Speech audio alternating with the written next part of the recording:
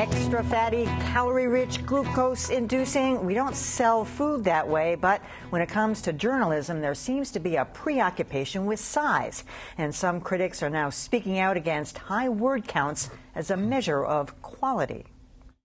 Snowfall was among the New York Times' most read articles last year. The multimedia feature tells the story of backcountry skiers who fell victim to a mammoth avalanche. Is that a ski fall? Where? Right there.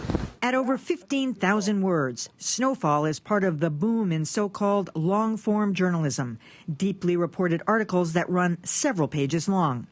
Scott Stossel of The Atlantic says the desire for long-form makes sense. There is, in this kind of sea of chatter and short-form stuff, all that much more hunger for something that goes in-depth. And Stossel says readers see length as an indicator of quality. Publishing something extraordinarily long generates more attention because people think the mere fact of length must mean that we're according it more authority or significance. That's the problem, says Stossel's colleague James Bennett, writing that he's had it with long-form journalism because it's too focused on length.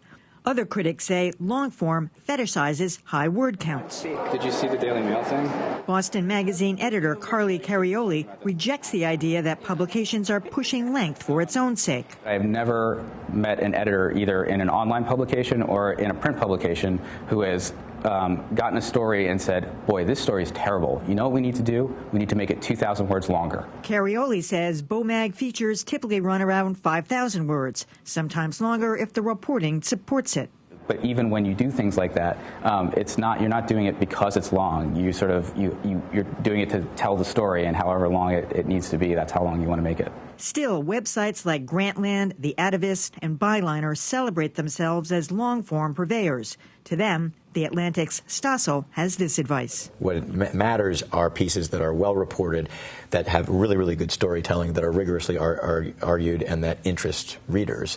The longness or the shortness of them isn't what matters. I could go on, but you get the point.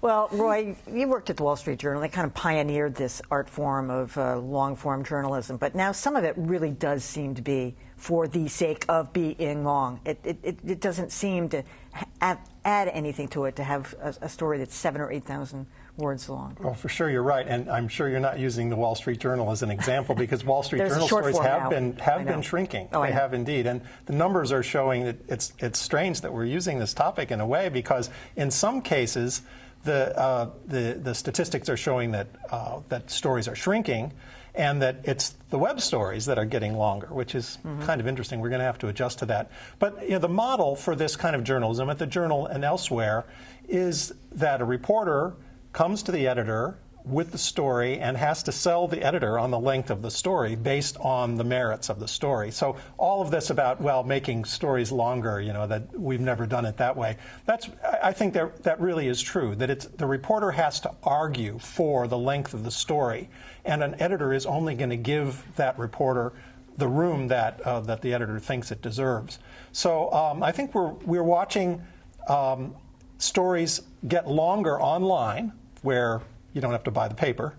You're watching stories get shorter in the newspaper and in magazines to some degree, and the twain will meet in there somewhere. I do think that online people do just sort of add words, and what it's a result of is lazy writing and lazy editing. And the thing that makes me so crazy, right, the article that inspired this discussion, the Dr. V article, is that, it's the sort of laziest form of online reporting. That reporter never left his desk, as far as I could tell from that story. He never flew to where Dr. V lived. He never just door-stopped like a regular reporter would. It used to be that it was hard to get a long-form story through, not just because of the words, but because there was a cost associated with that. And so you valued it. You treated it like it mattered.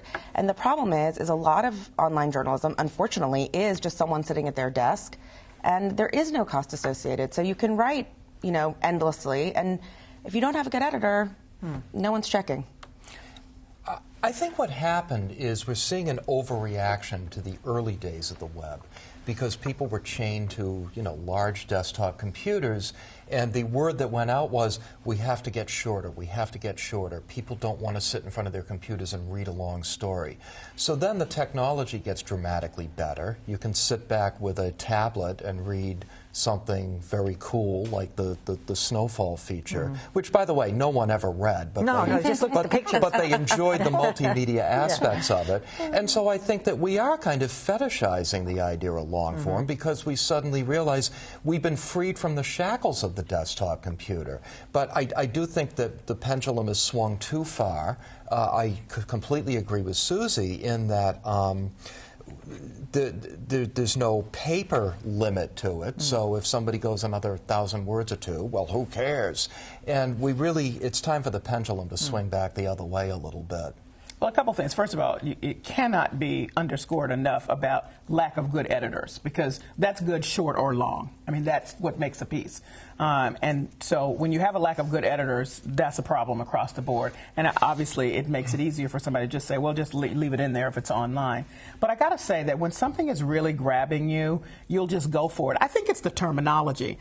And I think long form was used because everything else was so short. So you're trying to call attention to the fact that this is a little bit longer. But now it's really long, and that's not what it was supposed to be. It was supposed to just let you know this is not a little short graph. It's going to be longer than that, and so you should take some time with it. But when something grabs you and is interesting, you'll sit there. Listen, I just read David Remnick's piece about, yes, I did, about Barack Obama, and I do not worship at the altar of the New Yorker, not at all. So, and it was very interesting. It was 17,000 words, which I didn't even know at the beginning.